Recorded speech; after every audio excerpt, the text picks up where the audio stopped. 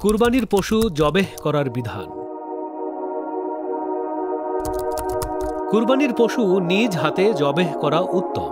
সহিহ বুখারী 5558 নম্বর হাদিসে আনাস রাদিয়াল্লাহু তাআলা হতে বর্ণিত, তিনি বলেন, নবী সাল্লাল্লাহু আলাইহি ওয়াসাল্লাম দুটি সাদা কালো রঙের ভেড়া দ্বারা কুরবানি করেছেন। তখন আমি তাকে দেখতে পেলাম, তিনি ভেড়া দুটোর পার্শ্বে পা রেখে বিসমিল্লাহ ও আল্লাহু আকবার পড়ে তার নিজ হাতে সে দুটোকে জবেহ করেন।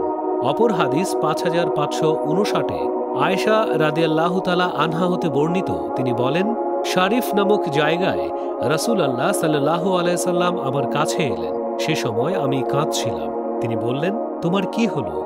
তুমি কি ঋতুমতী হয়ে পড়েছ? আমি বললাম, হ্যাঁ। তিনি বললেন, এটা তো এমন এক ব্যাপার যা আল্লাহ আদমের কন্যাদের উপর নির্দিষ্ট করে রেখেছেন। অতএব হাজিরা যে সকল কাজ আদায় করে তুমিও তা আদায় করো, তবে তুমি বাইতুল্লাহর তাওয়াফ করবে না।